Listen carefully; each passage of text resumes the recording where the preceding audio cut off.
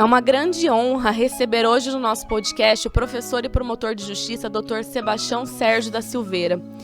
Dr. Sebastião tem uma trajetória marcada pelo compromisso com a justiça, com a ética, a cidadania e com a formação de cidadãos conscientes. Promotor de justiça, professor universitário, palestrante e uma referência nacional em temas como direito penal, Ministério Público e democracia. Doutor, seja muito bem-vindo. Vamos direito ao ponto? Muito obrigado pela recepção e principalmente pelo convite. E é uma alegria estar aqui hoje na sua presença.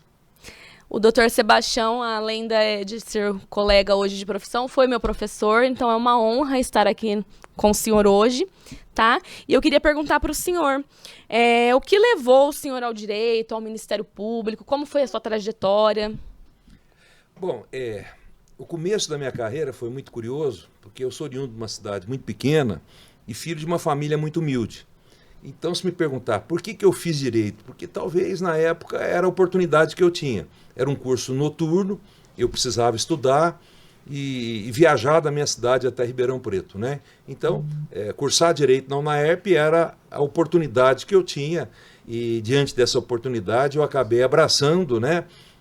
Aprendi a amar o direito e a respeitá-lo e fiz minha carreira toda com ele e considero que o direito me fez muito feliz. E a partir de que momento o senhor começou a ter a ideia de prestar concurso, Ministério Público? Como que foi isso? Eu iniciei a carreira pela Procuradoria do Estado. E eu descobri acidentalmente, quando eu fazia direito ainda, que estava aberto o concurso de procurador do Estado. Nem sabia o que era isso. Mas eu era bancário e um dia eu recepcionei no meu caixa uma ficha de pagamento de uma inscrição. Aí eu procurei saber como é que era o concurso, não exigia diploma, e eu acabei me inscrevendo naquele concurso e fui aprovado na Procuradoria antes de me formar. Então eu fui assim acidentalmente também para a carreira pública, né? Iniciei pela Procuradoria do Estado. Na época, a Procuradoria fazia assistência judiciária, a Procuradoria de Assistência Judiciária, e eu acabei me encantando com a defesa de pessoas humildes, enfim. Foi assim que eu comecei a minha carreira pública, isso já há 40 anos no estado de São Paulo. Então você começou bem novo, né, na carreira pública? Ainda saí da faculdade já empregado, né? Já com cargo público, um cargo relevante, que era o cargo de procurador do Estado. Que legal, muito bom. Em que momento que você percebeu que a promotoria era mais que uma profissão, era uma missão que você tinha? Então, eu acho que antes até de ingressar na Procuradoria, eu já havia atinado para essa profissão, né? Uhum. Eu, durante os estágios da faculdade, os trabalhos, eu sempre me postava lá do lado do Ministério Público, né? E, posteriormente, quando eu conheci a atividade forense, já agora na Procuradoria do Estado, eu aprendi a admirar o Ministério Público, a respeitar os colegas que existiam aqui na época e possivelmente até por influência desses mais velhos, que eu acabei então prestando o concurso do Ministério Público posteriormente. E o que o senhor fala desse período que o senhor foi promotor de justiça? Era muita pressão? Porque é um papel muito importante. O promotor de justiça é um representante do Estado, né? Representa a sociedade. O senhor sentia muita pressão? Então, olha, eu digo que não. O Ministério Público, a maior virtude que ele tem é de permitir que os seus membros tenham total autonomia. Então, praticamente lá a gente deve satisfação para a consciência. Então, eu sempre trabalhei nessa perspectiva, não é? De poder chegar em casa e ter a consciência tranquila e ter um sono dos justos. E foi isso que eu tentei fazer a vida inteira, né? Com certeza, a natureza humana nos permite errar, nos permite arrepender e refletir sobre esses erros, né? Mas o que me conforta hoje é saber o seguinte, que durante a minha carreira inteira eu tentei fazer o certo e tentei acertar. Isso hoje me conforta bastante. Sim. E quando veio, doutor, a ideia de lecionar? Como foi isso, o convite, não sei como funcionou, como foi? Também foi um pouco acidental. Então eu havia acabado de ser aprovado num concurso público e um professor muito querido na época, com quem eu tinha um relacionamento muito próximo, teve um problema de saúde e me convidou para substituí-lo lá na UNAERP. Eu acabei então assumindo esse papel de colaborador. No meio de semestre, um professor teve um problema lá, abandonou a escola, eu fui convidado e acabei assumindo lá a função e estou lá até hoje. Atualmente o senhor dá aula de quais matérias? Atualmente eu estou na UNAERP no programa de pós-graduação em Direito, nos cursos de mestrado, doutorado, e a minha disciplina lá é Teoria Geral dos Direitos Coletivos. E lá na Universidade de São Paulo, eu leciono ainda na graduação em Direito Processual Penal. Eu tive aula com o senhor de processo penal. Com certeza. No último ano. Me lembro muito bem de você e sabia desde então que você seria uma profissional competente, sempre muito dedicada e, acima de tudo, aquilo que eu mais observo nas pessoas, uma pessoa de bem, né? Então, eu fico muito feliz hoje de ver que você está fazendo sucesso, que está sendo uma boa profissional. Um professor não tem realização maior do que ver o sucesso de seus ex-alunos. E você é um case desse que eu considero dentre as pessoas que estão fazendo sucesso hoje. Obrigada pelo carinho, doutor. É recíproco, tanto é que o senhor foi um dos primeiros nomes que eu pensei em chamar, porque a admiração é mútua. Eu tenho a mesma admiração pelo senhor. E acredito que o senhor também foi um dos responsáveis por me fazer gostar de penal, né? A aula sempre foi mais interessante, né? Mas continuando aqui na questão do Ministério Público, eu quero manter nesse assunto, porque o senhor teve uma longa carreira no Ministério Público. Qual que, na sua visão, é o verdadeiro papel do promotor de justiça? Hoje ainda, de vez em quando, sou questionado, principalmente por alunos, né? O que faz o Ministério Público? Qual que é a função do Ministério Público? Eu digo para você, olha, a nossa vocação tem que ser de defender a sociedade. E na sociedade, centrar principalmente no ser humano. Muitas vezes o papel do promotor é um papel antipático. E muitas vezes eu confesso que sofri por desempenhar algumas funções que importavam em causar sofrimento para as pessoas. Mas, de qualquer forma, tudo aquilo que é feito, tudo aquilo que o Ministério Público se propõe a fazer é em defesa da sociedade e do cidadão. Acho que esse é o enfoque principal da carreira. Aqueles que figuram como réu no processo, né, eles têm dificuldade de ver o papel e a importância do Ministério Público, né, mas ele é muito importante para o processo penal e para tudo, né, então eu acredito que o réu tem essa dificuldade em perceber a importância do promotor de justiça, mas eu concordo com o senhor que o principal papel é sim estar em defesa da sociedade. Como equilibrar o poder de investigar e acusar com a responsabilidade ética e humana? Como que você vê essa questão? Bom, acho que a primeira coisa é o compromisso com seus deveres funcionais. A gente tem, obviamente, que prestar conta institucionalmente de tudo que faz. E além disso, para temperar essa tarefa que às vezes é antipática, eu acho que o principal é o respeito ao ser humano. Então eu fui promotor criminal, fui promotor do júri por muito tempo, fui promotor de execuções criminais, e onde eu passei eu sempre tive o respeito das pessoas com quem eu trabalhava, inclusive aquelas que eu acusei. De forma que eu acho que isso é uma coisa importante, né? Saber que a gente tem um limite, esse limite ético é de reconhecer, inclusive naquele que está sendo acusado, um ser humano que merece ser respeitado por todos e principalmente pelos agentes do Estado. Sim. E, doutor, toda a sua atuação no Ministério Público foi na cidade de Ribeirão Preto ou o senhor chegou a atuar em outras cidades? Não, eu atuei quase que no estado inteiro, né? Eu comecei como promotor substituto em Tuverava, aí trabalhei em toda aquela região de Tuverava, aí eu fui promovido, na época, para a primeira entrância, para Pitangueiras. Fiquei lá um pouco tempo, de lá eu fui para Pirassununga eu fiquei 7 anos, e de Pirassununga eu vim aqui para Ribeirão Preto. Mas daqui eu atuei acumulando e substituindo comarcas aí de quase todo o interior do estado de São Paulo.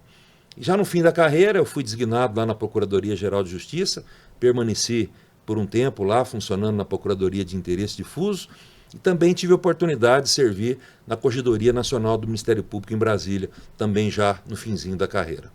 Interessante, doutor. Não sabia que o senhor já tinha atuado no estado todo. É uma informação nova.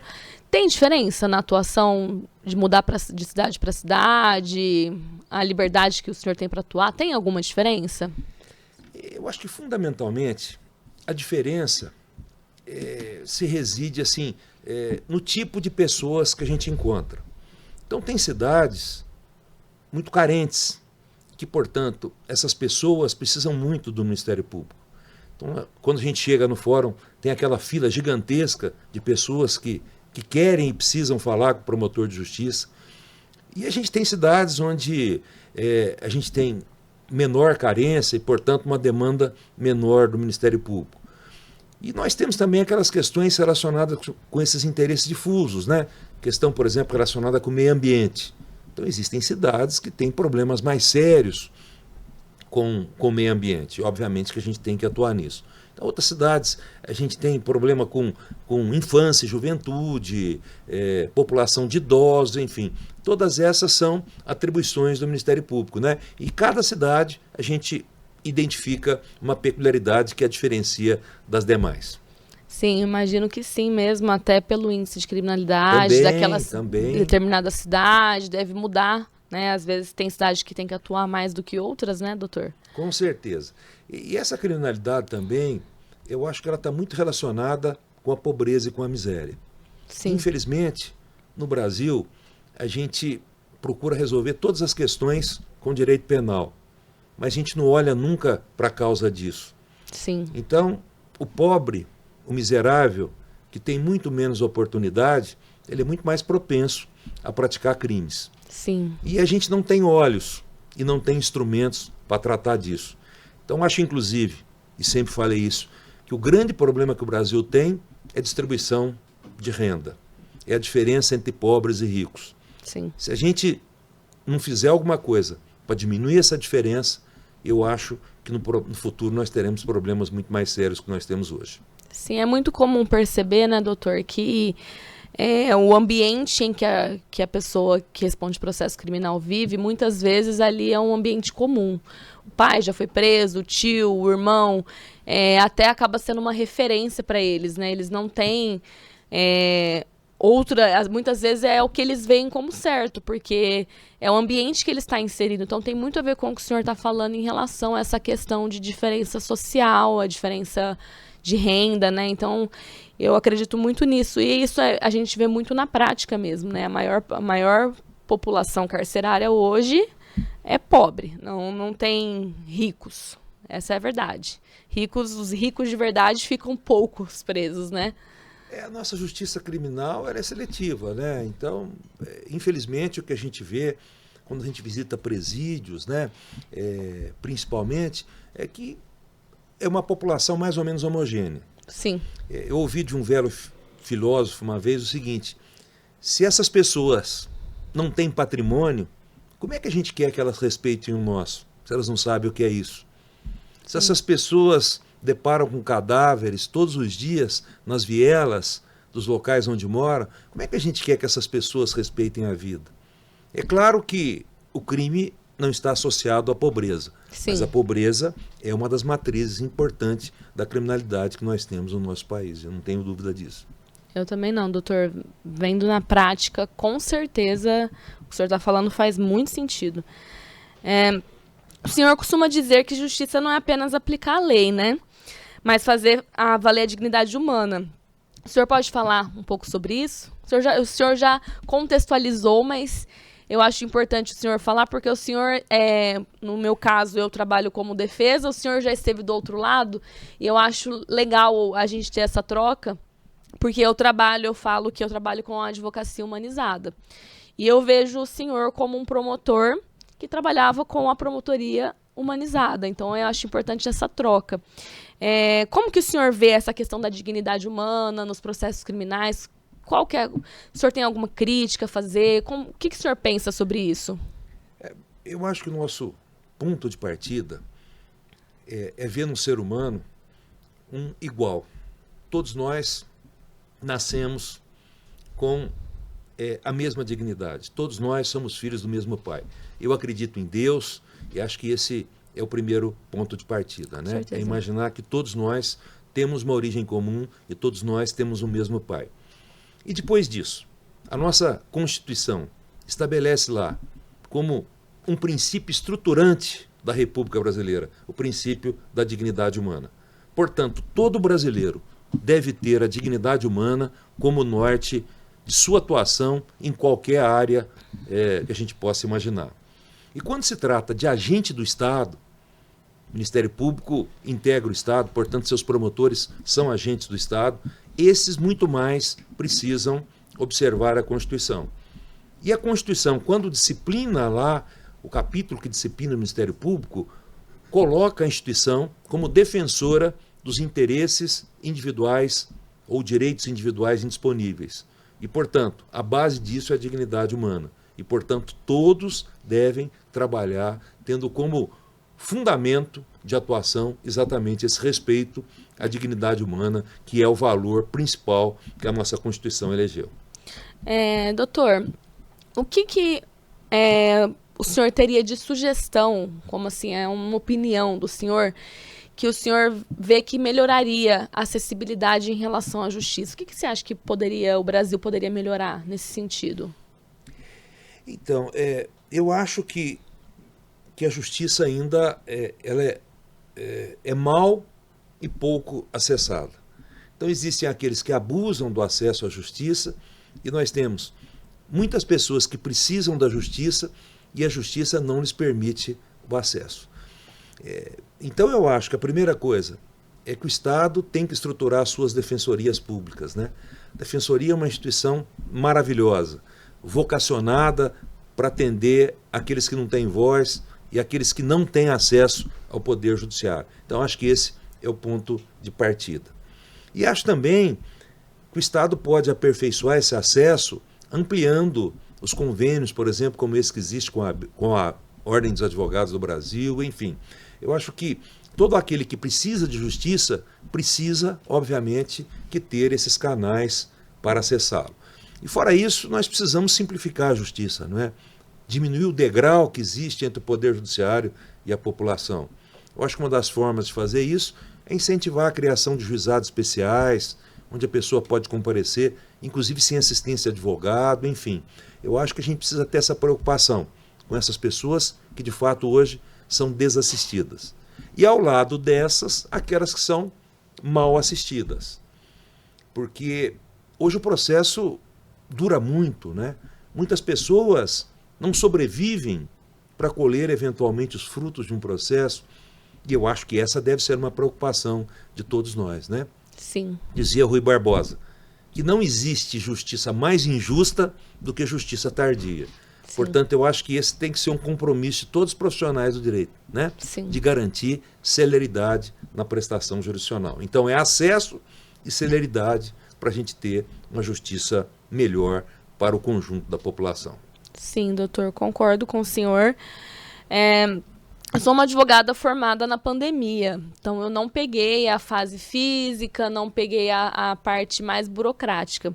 O senhor acha que pós-pandemia, você acha que o direito evoluiu, a justiça evoluiu com videoconferência, a questão de processo digital? Você acha que isso melhorou para a gente? Eu acho que o ponto positivo que nós herdamos da pandemia foi exatamente esse acesso à tecnologia.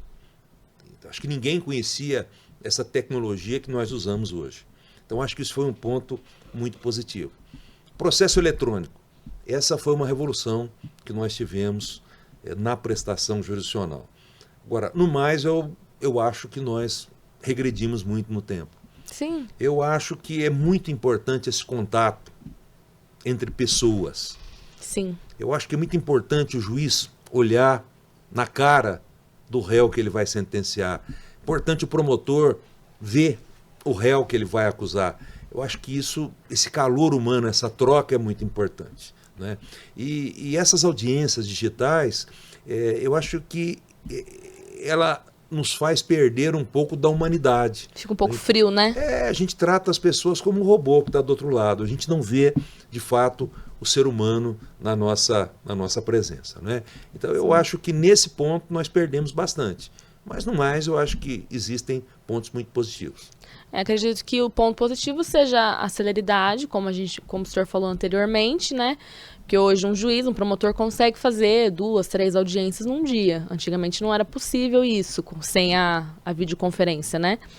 E também a questão do processo correr mais rápido pelo processo judicial hoje ser eletrônico.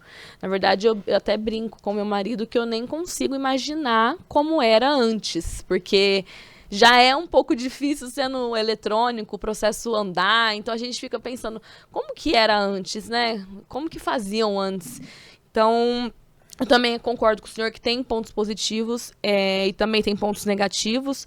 Um deles eu achei muito interessante que o júri, pelo menos, eles mantiveram presencial, porque o júri não tem como, né, ser feito por videoconferência, mas eu gostaria, como advogada, gostaria que voltasse a ter a oportunidade de ter audiências presenciais também, porque eu acho que também falta esse calor humano, esse olho no olho, né, doutor? E, doutor, entrando na questão já de você, em relação à UNAERP, hoje o senhor está como reitor, é isso? Exatamente. Uhum. E o que o senhor me fala sobre isso? Como que foi essa responsabilidade? Porque quando eu estava lá, o senhor era coordenador do curso de Direito. Hoje o senhor é reitor. Como está essa responsabilidade a mais?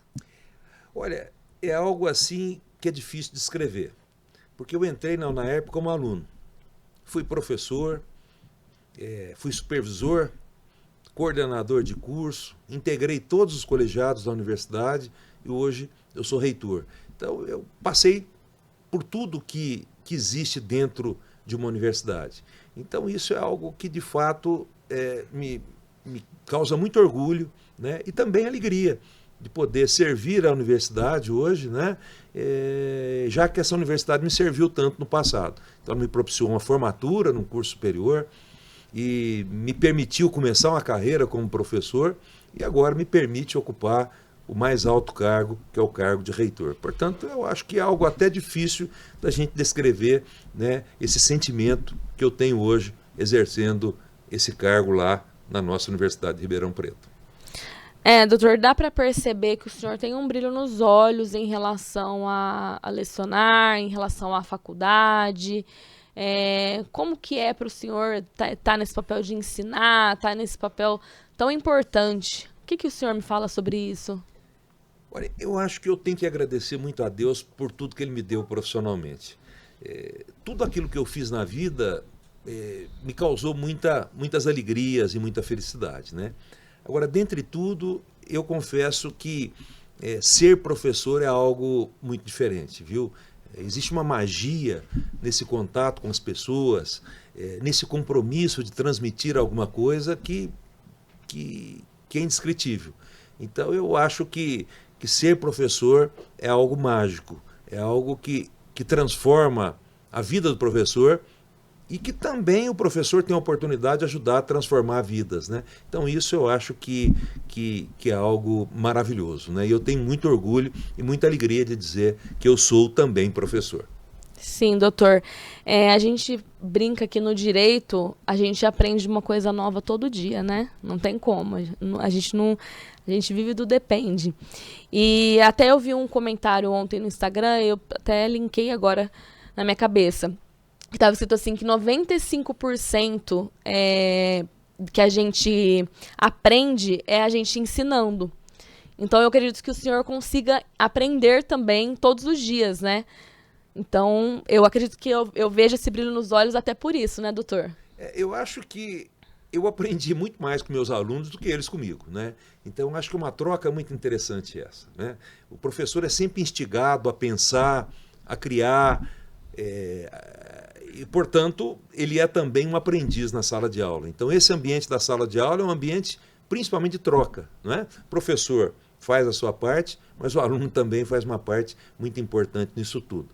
E o conhecimento jurídico é infinito, né? Ninguém vai conseguir dominar tudo. De forma que eu acho que você está muito correta quando diz que a gente aprende um pouquinho todo dia. Isso é uma grande verdade, né? Ninguém monopoliza o conhecimento jurídico. E todos nós somos lá enfiteutas, poceiros de um pedacinho dele. E a cada dia a gente tenta ampliar um pouquinho esse nosso patrimônio, que é o conhecimento jurídico. E deve ser muito interessante, doutor, que o senhor vê as transformações, né? Meninos se tornando homens, meninas se tornando mulheres, se tornando advogadas, promotoras. Eu acho que isso não deve ter preço, né? Não tem como o senhor descrever essa felicidade, né? Como professor, você tem contato direto com a nova geração de operadores de direito. Que valores que o senhor considera fundamentais nessa formação? Olha, no primeiro dia de aula, eu sempre repito uma frase para os meus alunos, né? Que eu quero ser coautor de tudo aquilo que acontecer na vida deles. Eu sou responsável indiretamente pelos erros que eles cometerem, mas também quero ser partícipe das alegrias, das conquistas que eles tiverem, né? Então, acho que esse é um compromisso muito importante do professor, de tentar ajudar a formar pessoas.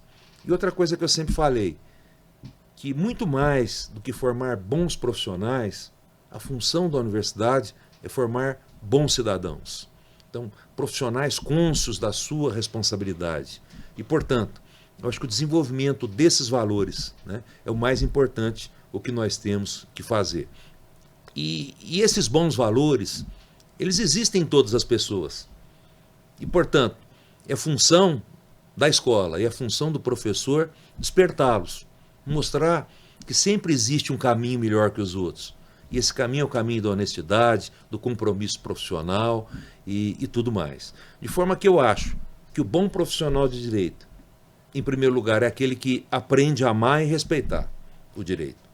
E depois, aqueles que aprendem os bons valores, de saber que a gente está sempre de um lado, mas que do outro lado também existem pessoas que merecem ser respeitadas, que existe um processo que tem a sua dignidade, a dignidade do processo tem que ser respeitada por nós, e que o nosso compromisso sempre, independentemente do lado que a gente tiver, é de tentar fazer justiça, diminuir as diferenças e, portanto,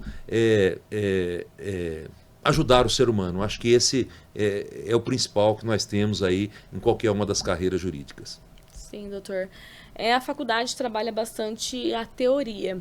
Você percebe que os alunos, ao formarem, têm um pouco de dificuldade ao se inserir na prática? Eu concordo com a sua proposição.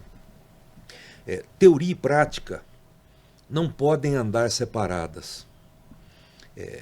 Um problema que eu vejo no ensino jurídico, não é em um curso ou no outro curso, mas é o ensino jurídico no Brasil, é exatamente essa falta de integração da teoria com a prática. Então, para nós hoje, os estágios são feitos nos últimos anos. E o adequado, na minha opinião, seria que o estágio acompanhasse a teoria. Então, o desenvolvimento da teoria acompanhado ou assistido pela prática. Então, muitas vezes a gente vê profissionais com conteúdo teórico muito forte, mas sem aquela bagagem prática necessária para o desenvolvimento de carreiras ou de profissões ligadas ao direito. E, de outro lado, nós temos aqueles práticos com muita experiência, não é? Mas que acabam não tendo aqueles fundamentos jurídicos necessários. Então, acho que é preciso um equilíbrio, né, entre prática e teoria, para que a gente tenha profissionais adequados para atuar no mercado de trabalho. Você acha que atualmente a faculdade consegue desenvolver mais isso do que antigamente, por exemplo? Com certeza. Na minha época não tinha estágio obrigatório. Hoje nós temos estágio obrigatório em todos os cursos de direito, né? Então, uma diferença importante entre um curso e o outro é aquele curso, por exemplo, que tem lá um escritório de assistência judiciária, que atende pessoas pobres, né? Que propicia esse contato do aluno com o ser humano. Porque uma coisa é esse estágio simulado, que o aluno vê figuras, vê casos, mas que não vê o ser humano. Esse contato com o ser humano eu acho que é fundamental. Então, um bom curso de Direito, eu acho que começa por aí, não é? Com um bom escritório de assistência jurídica, com convênios com os órgãos públicos, com outros escritórios, exatamente para permitir essa vivência do aluno, né, e o conhecimento dele a respeito daquilo que cada um faz no seu dia a dia, até para permitir as opções que todos nós somos levados a fazer na vida, né? Isso, inclusive, é uma das coisas que a UNAERP proporciona, né? Que lá tem assistência judiciária.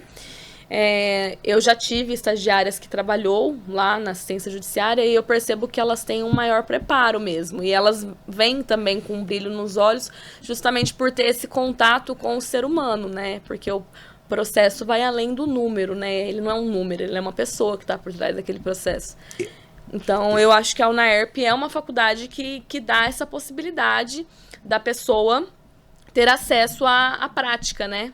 E quando eu formei em 2020, não tinha ainda os laboratórios, mas eu fiquei sabendo que agora tem, né, os laboratórios também para ter mais acesso ainda, para a pessoa sair mais preparada da faculdade. Eu percebi que a UNAERP teve um reajuste, né, nessa questão, para poder o profissional sair dali mais preparado.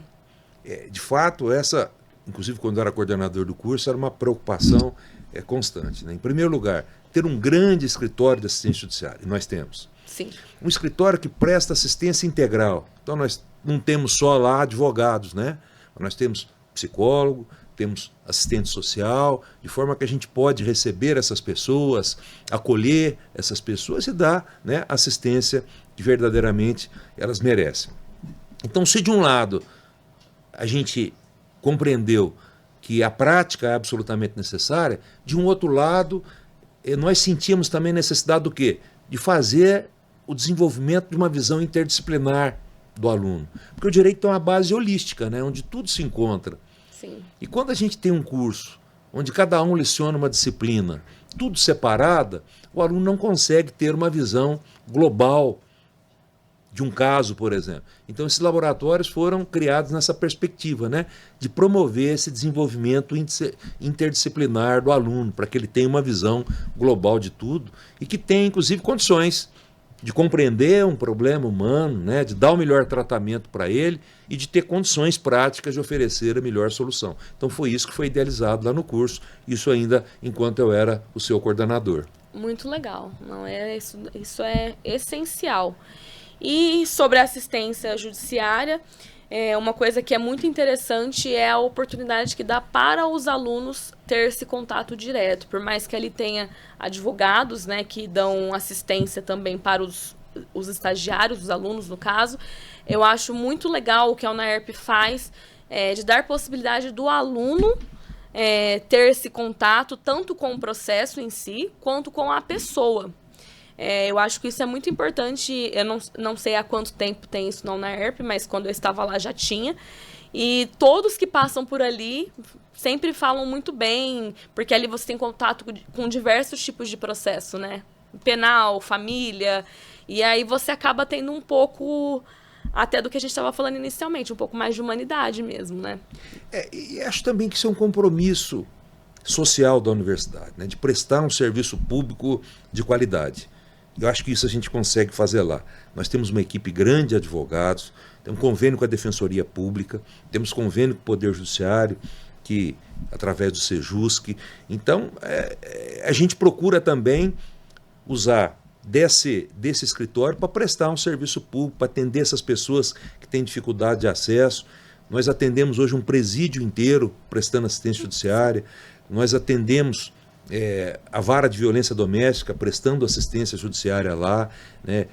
Nós temos um compromisso muito forte com defesa de direitos humanos, enfim. Então, o nosso aluno tem, ao menos, a perspectiva, né, de ter uma visão bastante ampla do direito e daquilo que faz o profissional de direito. Em relação ao presídio, tem um trabalho que os alunos fazem até de leitura com os presos, né? Esse é um projeto de extensão muito exitoso, que os nossos alunos frequentam as penitenciárias aqui da região, um projeto que se chama Clube de Leitura. Então eles oferecem livros para leitura desses presos, estimulam a leitura, ensinam a fazer resenhas, e essas resenhas são corrigidas E aqueles presos que têm aproveitamento nisso conseguem um abatimento na pena em razão dessas atividades. Então esse é um projeto bastante exitoso que permite ao aluno conhecer uma outra realidade, né, que não fosse por isso ele não teria condição de conhecê-la.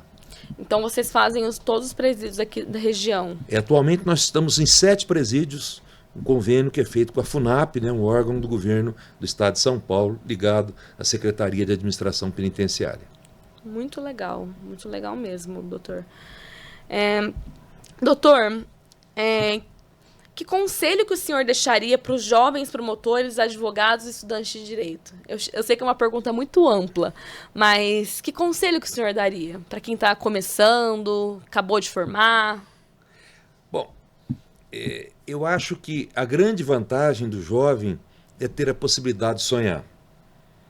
Como dizia Rubem Alves, os sonhos vão se desfazendo um a um. Então acho que a primeira preocupação é não perder essa possibilidade de sonhar. E lutar pela realização dos sonhos. Nem sempre tudo é possível, de forma que a gente deve ter sempre um plano principal e eventualmente ter planos secundários. Mas o compromisso consigo mesmo. E esse compromisso consigo mesmo é feito com os seus sonhos. Então aquele que sonha prestar concurso público, a gente sabe que hoje não é uma tarefa fácil. Os concursos são muito concorridos. E, portanto, precisa sonhar e se preparar para ser aprovado no concurso. Aqueles que vão para a advocacia, começar na advocacia não é fácil, mas existe um caminho que pode ser trilhado.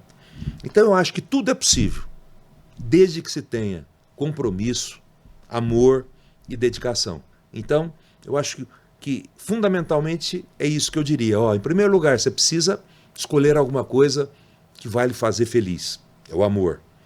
Depois, dedicação. Disse lá na minha terra que Deus ajuda quem cedo madruga. Portanto, é preciso sempre saber o seguinte, que eu tenho concorrentes, que enquanto eu estou dormindo, meus concorrentes estão se preparando.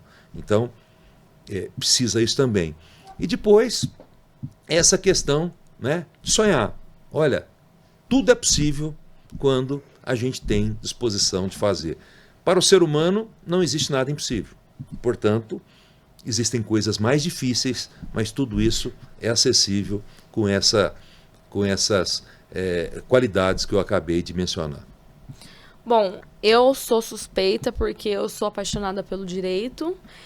Apesar de ter entrado 100% sob influência do meu pai, que está aqui me assistindo, ele vai fingir que não, mas foi 100% ele que me influenciou, mas ainda bem que ele me influenciou, porque o direito a gente costuma dizer que ele é um leque de oportunidades, né? Ele tem diversas coisas que você pode fazer sendo formado em direito, né?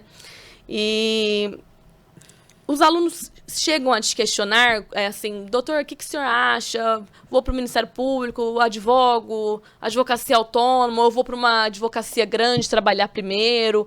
Eles chegam a te fazer esse tipo de perguntas? Olha, eu às vezes respondo essa pergunta mais de uma vez por dia. E eu acho que é absolutamente normal, porque os mais jovens devem mesmo procurar esse diálogo com os mais antigos, exatamente em razão dessa experiência. E que eu respondo para todos sempre a mesma coisa.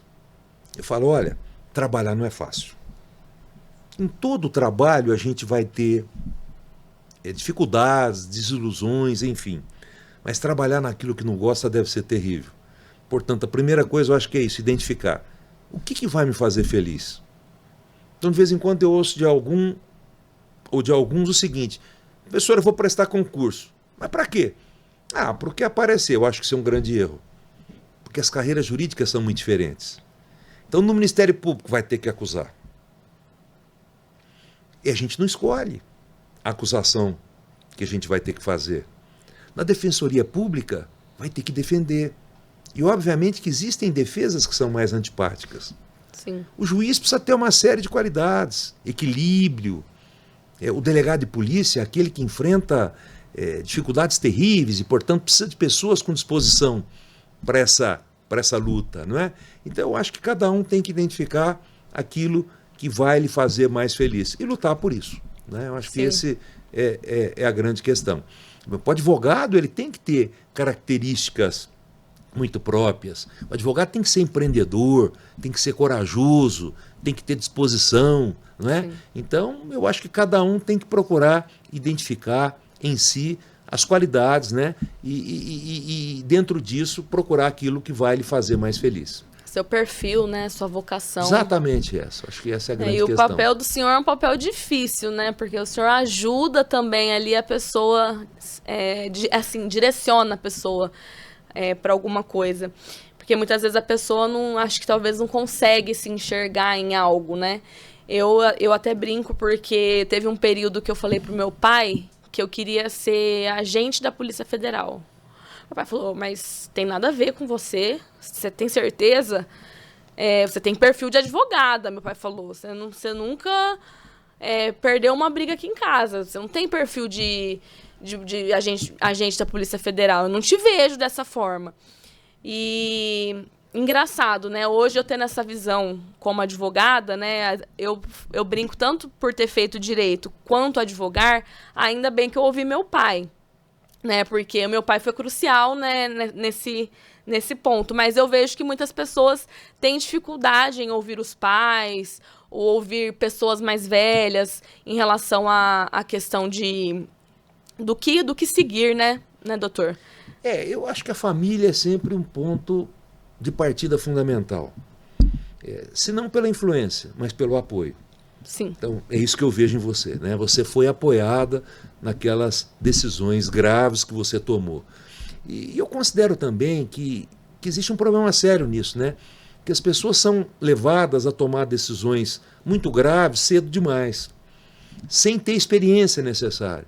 E é por isso que a gente vê muitos erros, né? De escolha errada, de ter que voltar, recomeçar um curso, recomeçar uma carreira. Isso decorre disso, né?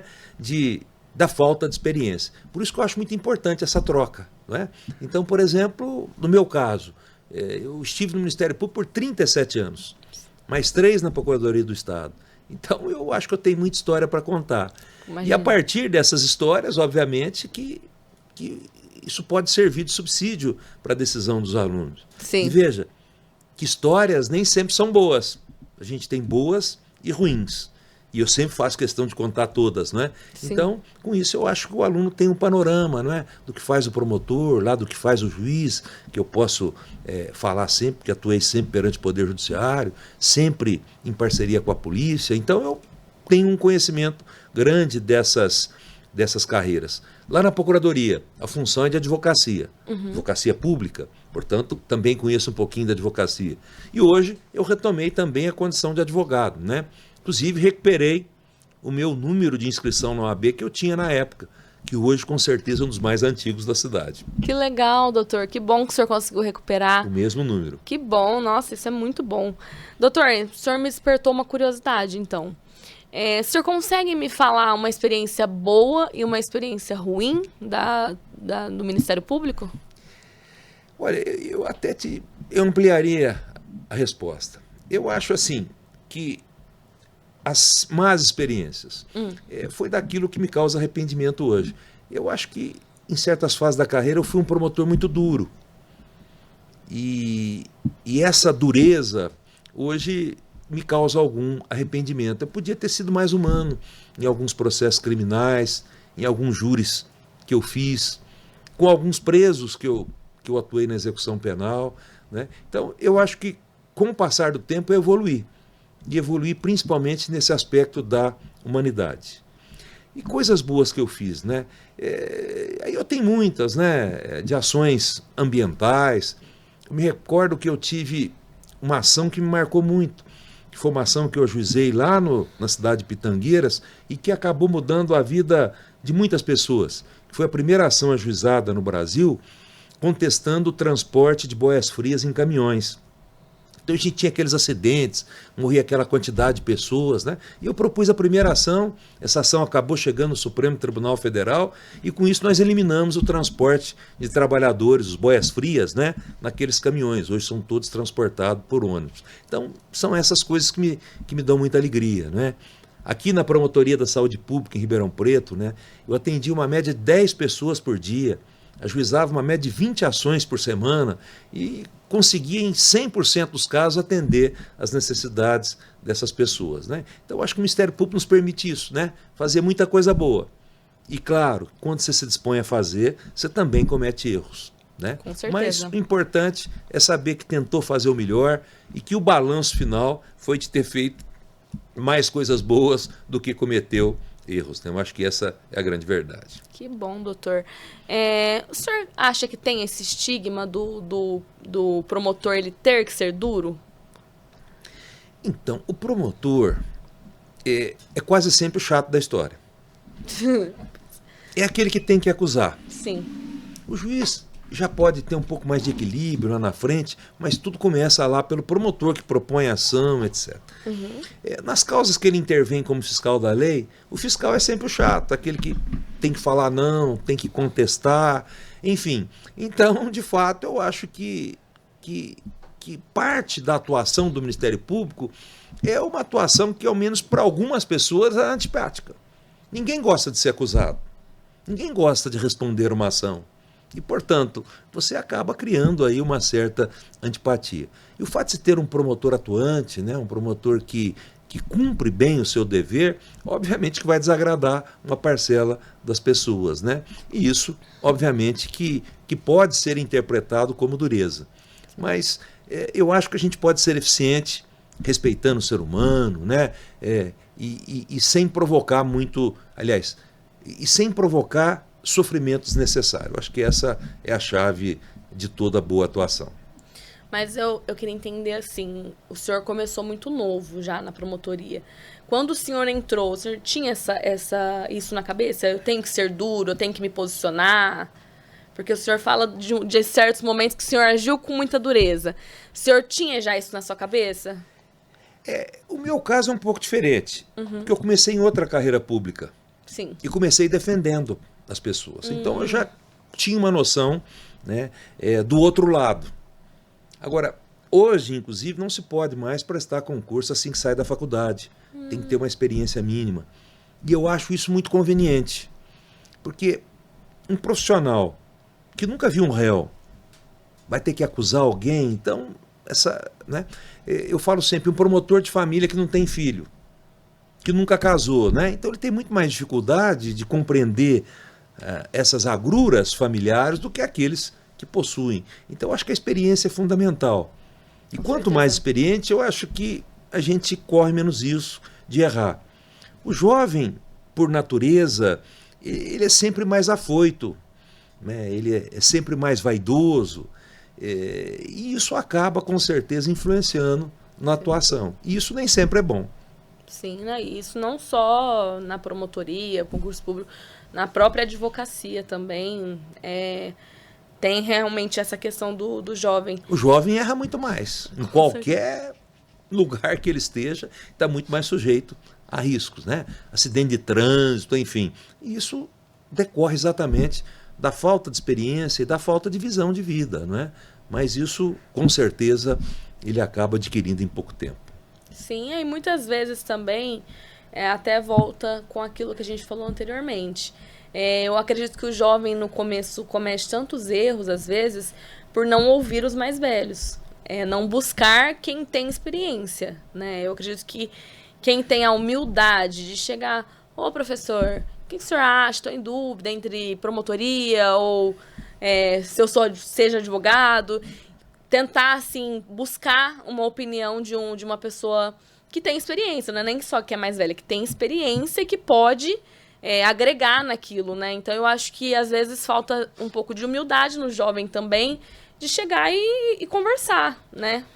Você sabe que isso eu acho que é um valor que eu aprendi com meus pais, né? Eu aprendi a respeitar e ouvir os mais velhos. Em toda a sociedade, as pessoas mais velhas sempre têm um respeito maior, né? Então, desde os primórdios dos tempos, a gente tem lá essas pessoas mais experientes como líderes, enfim. Então, acho que isso é muito importante, né? E até hoje eu ouço as pessoas experientes, enfim, e sempre considero aquilo que falo. Então, acho que isso é muito importante. Bom, estamos quase chegando ao fim, doutor.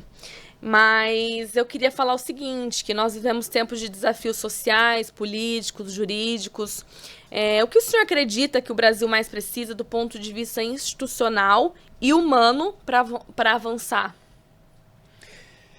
Olha, eu acho que a primeira coisa que nós precisamos, esse compromisso com os mais pobres. Eu acho que nenhuma nação vai ser grande se ela permitir que irmãos continuem passando fome, irmãos morando em ruas das cidades, em habitações precárias, enfim. Então eu acho que o compromisso de todo brasileiro, não só dos governantes, é esse com o ser humano. E principalmente com aqueles que estão hoje em condições mais desfavoráveis. Então, a luta do Brasil deve ser a luta contra a desigualdade. A Constituição traz lá alguns compromissos da República. E um dos principais é a erradicação da pobreza. Então, acho que nós temos que ter compromisso com isso, né? Erradicar a pobreza e diminuir as diferenças. Se a gente não fizer isso, nós nunca vamos ser uma grande nação. E enquanto a gente manter essa desigualdade social, a gente só vai regredir. Nós não temos possibilidade nenhuma de ser um país como aquele que a gente gostaria de ver o Brasil hoje. A sua resposta realmente engloba tudo, né? A política, a própria justiça, que é o que a gente falou hoje durante todo o período em relação ao direito. Então eu acredito, também concordo com o senhor que diminuir a desigualdade seria uma coisa que ajudaria em muitas coisas, né? Principalmente na nossa área, que não tem como dizer que não. E o direito tem uma função importante, que é nos conduzir à justiça. A todos os tipos de justiça. Então eu acho que tudo passa pelo direito. De forma que nós, profissionais do direito, acho que a gente tem um compromisso até, às vezes, maior do que em outras profissões. Porque a gente pode mudar a vida das pessoas. E se cada um fizer a sua parte, cada um faz uma pequena revolução.